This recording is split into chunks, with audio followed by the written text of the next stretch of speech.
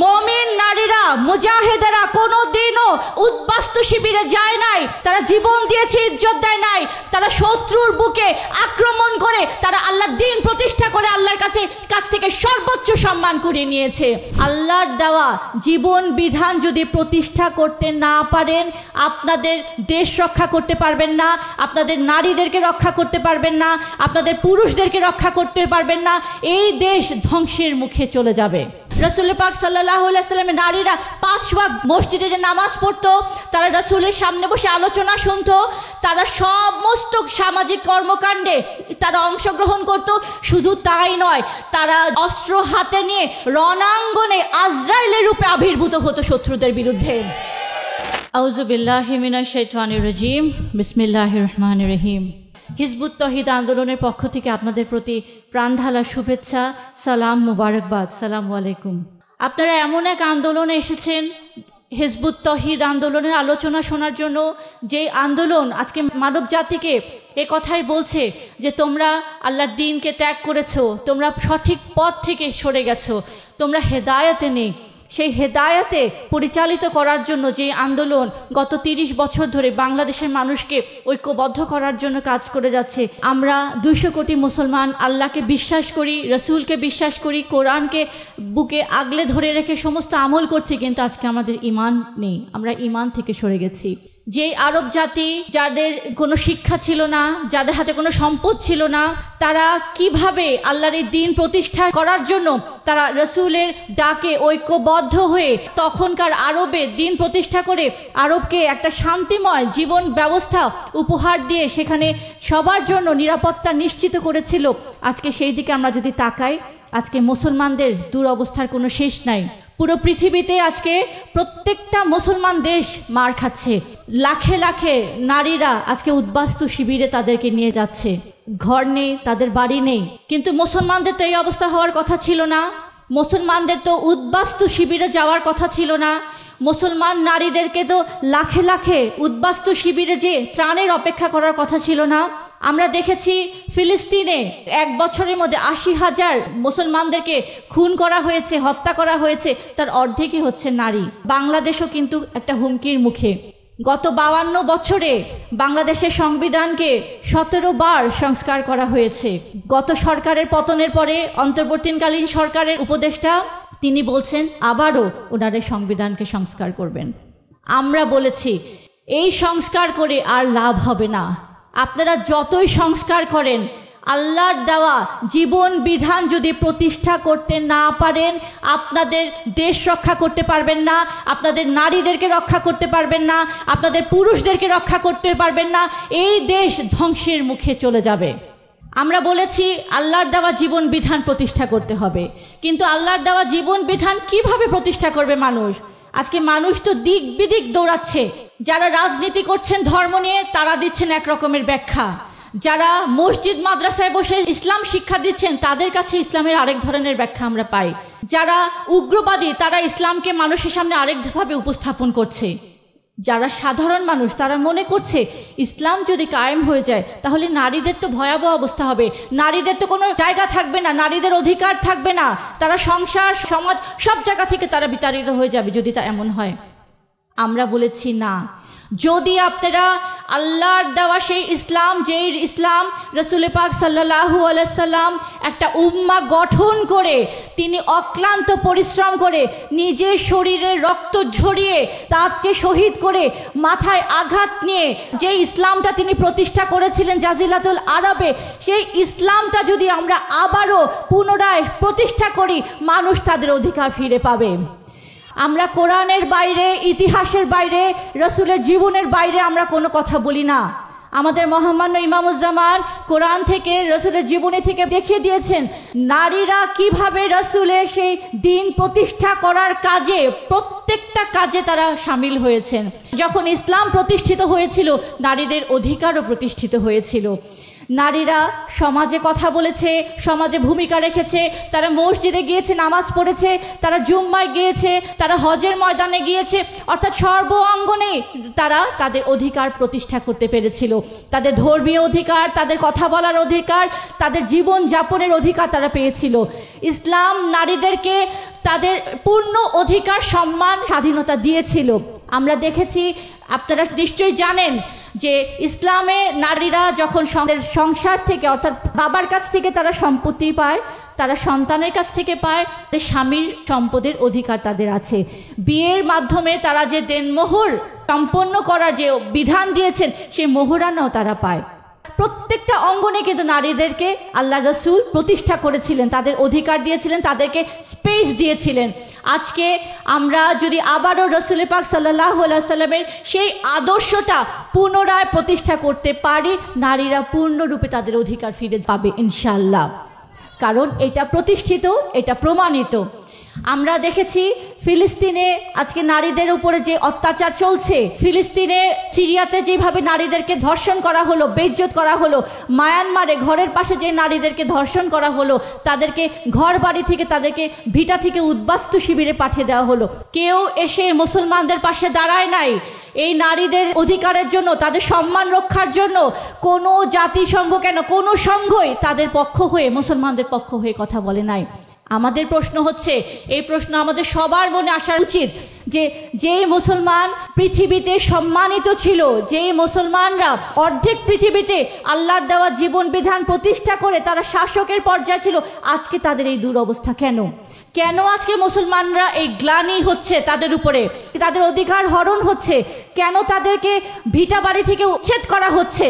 কারণ আল্লাহ রসুল যে ইসলাম প্রতিষ্ঠা করে গিয়েছিলেন এবং আজকে পৃথিবীময় যে ইসলাম প্রচলিত আছে, এটা আল্লাহর দেওয়া ইসলামের সম্পূর্ণ বিপরীত ইসলাম। এই কারণে আজকে সমাজে শান্তি নাই, রাষ্ট্রে সুখ নাই, নিরাপত্তা নাই, সংসারে কোনো ঐক্য নাই, নারীদের অধিকার নাই, শিশুদের নিরাপত্তা নাই। অর্থাৎ এই পৃথিবীটা এখন একটা নরককুণ্ডে পরিণত হয়েছে। এই অবস্থা কেন হলো? আমরা যখন ব্রিটিশদের অধীনে আসলাম, আমরা 250 বছর তাদের গোলামে পর্যবসিত ছিলাম। তখন তারা আমাদের উপরে তাদের মন গড়া ইসলাম, একটা সিস্টেম, একটা ধর্মীয় শিক্ষা তারা নিজেদের সিলেবাস বানিয়ে সেটা আমাদেরকে শিক্ষা দিয়েছে। সেই ইসলামে তাওহীদের কোনো শিক্ষা ছিল না, ঈমান কি, ঈমানের প্রকৃত শিক্ষা ছিল না। আকীদা আমাদেরকে ভুলিয়ে দেওয়া হয়েছে। যেই জাতিকে রাসূল পাক সাল্লাল্লাহু আলাইহি সাল্লাম একটা উম্মাতে পরিণত করে তাদেরকে শিক্ষায়, দীক্ষায়, সুশিক্ষায়, সামরিক অভিযানে পাঠিয়ে তাদেরকে দিয়ে দিন প্রতিষ্ঠা করে পুরো সমাজের চেহারা বদলে দিয়েছিলেন, যেই জাতিকে আল্লাহ বলেছেন আমি মানুষ সৃষ্টি করেছি আমার খলিফা হিসাবে, আমার প্রতিনিধিত্ব করার জন্য, তোমরা পৃথিবীতে আমার খেলাফত করবে, সেই আকীদা যখন তাদেরকে ভুলিয়ে দেওয়া হয়েছে, যখন তাদেরকে জিহাদ থেকে, তাদের সংগ্রাম থেকে, আল্লাহর দ্বীন প্রতিষ্ঠা করার সেই সংগ্রাম তাদেরকে ভুলিয়ে দিয়ে আত্মার বিরুদ্ধে জিহাদটাকে বড় জিহাদ বলে শিক্ষা দিয়েছে, তখন সেই জাতি তাদের সমস্ত কিছু ভুলে গেছে। তারা ভুলে গেছে এই পৃথিবীতে তারা কেন এসেছে, তারা ভুলে গেছে তারা মানুষ হিসেবে কেন সৃষ্টি হয়েছে, তারা ভুলে গেছে যে তারা রাসূল পাক সাল্লামের আদর্শ কিভাবে মানুষের জীবনে প্রতিষ্ঠা করে এই সমাজকে জান্নাতের সমতুল একটা জায়গায় পরিণত করবে, তারা সেই শিক্ষা থেকে ভুলে গেছে। আজকে তারা সমস্ত শিক্ষা ভুলে আজকে তারা অবলা নারী, আজকে তারা দিক বিদিক জানে না, তারা আজকে ডানে ছাড়লে বামে যেতে পারে না, আজকে তারা পরিবারে একটা কথা বলার সাহস রাখে না, সমাজে তারা বের হতে পারে না। তাদেরকে শিক্ষা দেওয়া হয়েছে যে তোমরা ঘরের থেকে বের হবে না, তোমরা যদি বের হও তোমাদেরকে পরপুরুষ দেখলে তোমাদের ঈমান চলে যাবে। আপনারা কি জানেন রাসূল পাক সাল্লাল্লাহু আলাইহি সাল্লামের নারীরা রাসূলের সাথে থেকে সব কাজে তাদের সহযোগিতা করেছেন? আপনারা কি জানেন রাসূল পাক সাল্লাল্লাহু আলাইহি সাল্লামের নারীরা 5 ওয়াক্ত মসজিদে যে নামাজ পড়তো, তারা রাসূলের সামনে বসে আলোচনা শুনতো, তারা সমস্ত সামাজিক কর্মকাণ্ডে তারা অংশগ্রহণ করত। শুধু তাই নয়, তারা অস্ত্র হাতে নিয়ে রণাঙ্গনে আজরাইলের রূপে আবির্ভূত হতো শত্রুদের বিরুদ্ধে। আজকে আপনাদেরকে সেই আকীদা আপনাদের কাছ থেকে ছিনিয়ে নেওয়া হয়েছে, আপনাদের জীবনের লক্ষ্য আপনাদেরকে ভুলে দেওয়া হয়েছে, আপনাদের শক্তি আপনাদের কাছ থেকে ছিনিয়ে নেওয়া হয়েছে, আপনাদের এনার্জি, আপনাদের সাহস সবকিছু দমিয়ে মুছে আপনাদেরকে একটা অবলা নারীতে, একটা প্যাকেটবন্দি নারীতে পরিণত করেছে। হিজবুত তহিদের আবির্ভাব হয়েছে আপনাদেরকে আবারও আল্লাহ রসুলের সেই প্রকৃত শিক্ষা দেয়া। ফিলিস্তিনের নারীদেরকে যখন তাদেরকে উদ্বাস্তু শিবিরে পাঠিয়েছে, তাদেরকে কেউ রক্ষা করে নাই। মায়ানমারে যখন তাদেরকে বেইজ্জত করা হয়েছে, তাদের পাশে এসে কেউ দাঁড়ায় নাই। কিন্তু আমি আপনাদেরকে বলতে চাই, আজকে বাংলাদেশের নারীদেরকে ইনশাআল্লাহ সেই পরিণতি ভোগ করতে হবে না। কারণ হিজবুত তৌহিদ নামক এই আন্দোলন আল্লাহর মনোনীত আন্দোলন, বাংলাদেশের মাটিতে প্রতিষ্ঠা হয়েছে। হিজবুত তৌহিদের ইমাম আল্লাহর মনোনীত ইমাম, যেই ইমামের দিক নির্দেশনা যদি আপনারা শুনেন, ইনশাআল্লাহ পৃথিবীর কোনো শক্তি আপনাদেরকে পরাজিত করতে পারবে না। উদ্বাস্তু শিবিরে যাবেন কখনো না। মুমিন নারীরা, মুজাহিদেরা কোনোদিনও উদ্বাস্তু শিবিরে যায় নাই। তারা জীবন দিয়েছে, ইজ্জত দেয় নাই। তারা শত্রুর বুকে আক্রমণ করে তারা আল্লাহর দ্বীন প্রতিষ্ঠা করে আল্লাহর কাছ থেকে সর্বোচ্চ সম্মান কুড়িয়ে নিয়েছে। এই বোনদের আমি বলতে চাই, আপনাদের তৌহিদ বুঝতে হবে এবং সেই তৌহিদকে ধারণ করে আল্লাহর দ্বীন প্রতিষ্ঠা করার সংগ্রামে নিজের জীবনকে উৎসর্গ করতে হবে। তাহলে আপনি বাঁচবেন, আপনার মাটি বাঁচবে, আপনার সন্তান বাঁচবে, আপনার স্বামী বাঁচবে, আপনার ধর্ম বাঁচবে, আপনার ঈমান বাঁচবে। অনেকে আমাদের বিরোধিতা করেন, তারা বলেন হিজবুত তৌহিদ নারীদেরকে বেপর্দা করে দিচ্ছে, তারা বলেন হিজবুত তৌহিদ নারীদেরকে ঘর থেকে বের করে নিয়ে যাচ্ছে, তারা বলে থাকেন হিজবুত তৌহিদের নারীরা পর্দা করে না, তারা বেহায়া বেপরোয়া হিসাবে ঘুরে বেড়ায়। কিন্তু আমি তাদেরকে বলতে চাই, যেই কাজ আমরা করছি সেই কাজ আপনাদের করা দরকার ছিল। আজকে যদি আপনারা সত্যিকার রূপে আল্লাহর সত্য দ্বীনের শিক্ষা মানুষকে দিতেন, যদি আপনারা তৌহিদের উপরে মানুষকে ঐক্যবদ্ধ করতেন, তাহলে আমাদের কোনো মুসলমান নারীর বেইজ্জতি হতে হতো না, আমাদের কোনো মুসলিম নারীর তাদের উদ্বাস্তু শিবিরে যেতে হতো না, আমাদের কোনো মুসলিম নারীর তার বাচ্চা, তার কলিজার টুকরার মরা দেহকে বুকে নিয়ে আজাহারি করতে হতো না। যারা নারীদেরকে সবসময় বাক্সবন্দি করে রাখতে চান, যারা নারীদেরকে সবসময় পিছনে রাখতে চান, তারা আমাদের সমালোচনা করেন ঠিকই, কিন্তু আমরা দেখতে পাই যখন ভোটের সময় আসে তখন আপনারা আপনাদের সেই ভোটের কেন্দ্রে পুরুষদের থেকে নারীদের লাইন হয় বেশি। এই নারীদেরকে আপনারা বলেন, এই জান্নাতের টিকিট তোমার কাছে দিলাম, তুমি আমাকে ভোট দিবে, তুমি জান্নাত যাবে। এই অবলা নারী যাদেরকে আপনারা অবলা বানিয়েছেন, যারা উম্মতে মুহাম্মাদি ছিল, যারা যোদ্ধা নারী ছিল, যারা বীরাঙ্গনা ছিল, যাদের ধমনীতে আল্লাহ দ্বীন প্রতিষ্ঠা করার জন্য রক্ত প্রবাহিত হতো, সেই নারীদেরকে অবলা বানিয়েছেন আপনারা। কিন্তু বানাবার পরেও তাদের ইমানি শক্তিকে আপনারা ছিনিয়ে নিতে পারেন নাই। আল্লাহকে ভালোবাসে, রসুলকে ভালোবাসে, জান্নাতে যেতে চায়, সেই তারা থেকে তারা আপনাদেরকে ভোট দেয়। তাদের ভোট আপনারা নেন, কিন্তু তাদেরকে আপনারা কোনো ক্ষমতা দেন না, তাদের অধিকার দেন না। যে অধিকার আল্লাহ দিয়েছেন সেটাও দেন না, যে অধিকার বাংলাদেশের সংবিধান দিয়েছে সেটাও আপনারা দেন না, তাদেরকে শুধু আপনারা ব্যবহার করতে চান। কিন্তু জেনে রাখেন, হিজবুত তৌহিদ এসেছে নারী পুরুষ সবাইকে মুক্ত করার জন্য, প্রকৃত মুক্তি দেওয়ার জন্য। আল্লাহর দেওয়া সেই দ্বীনের শিক্ষা, তৌহিদের শিক্ষা, হেদায়াতে পরিচালিত করে সমস্ত অন্যায়ের বিরুদ্ধে তাদেরকে ঐক্যবদ্ধ করে একটা সুসংগঠিত জাতিতে পরিণত করে দ্বীন প্রতিষ্ঠা করার সংগ্রামে তাদেরকে উৎসর্গ করার জন্য হিজবুত তৌহিদের আবির্ভাব।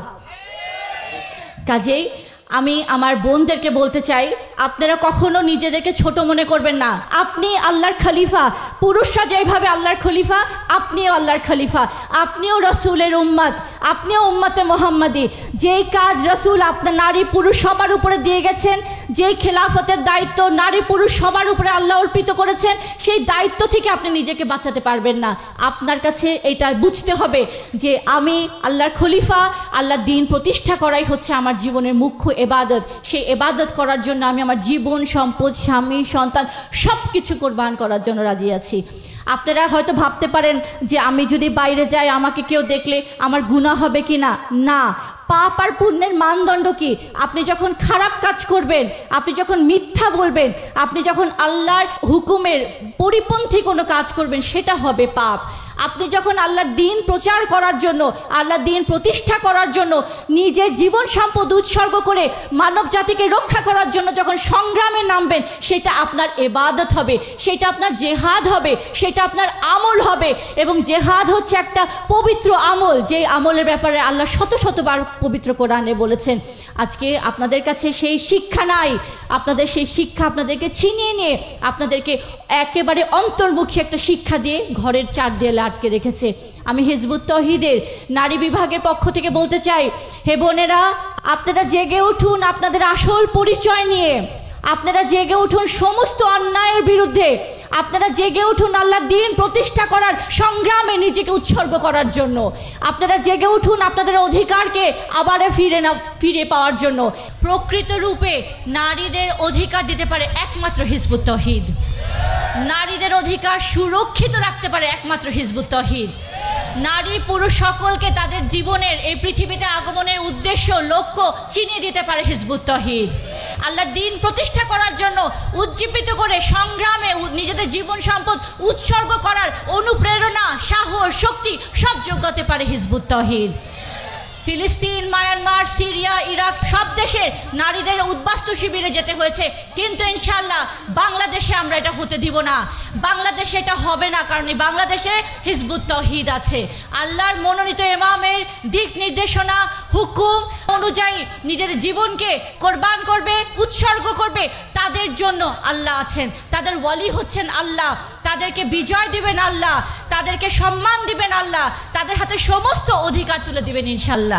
সেই লক্ষ্যেই আমরা কাজ করছি, আমাদের জন্য দোয়া করবেন, আমরা যেন আমাদের লক্ষ্যে অটল থাকতে পারি। যতই বাধা আসুক, যতই প্রতিকূল পরিবেশ হোক, পরিস্থিতি হোক না কেন, আমরা যেন আমাদের ইমামের নির্দেশে আমরা যেন দৃঢ় থাকতে পারি। আল্লাহ আপনাদের সবাইকে সত্য বোঝার তৌফিক দান করুক। আল্লাহ হাফেজ, সালামু আলাইকুম।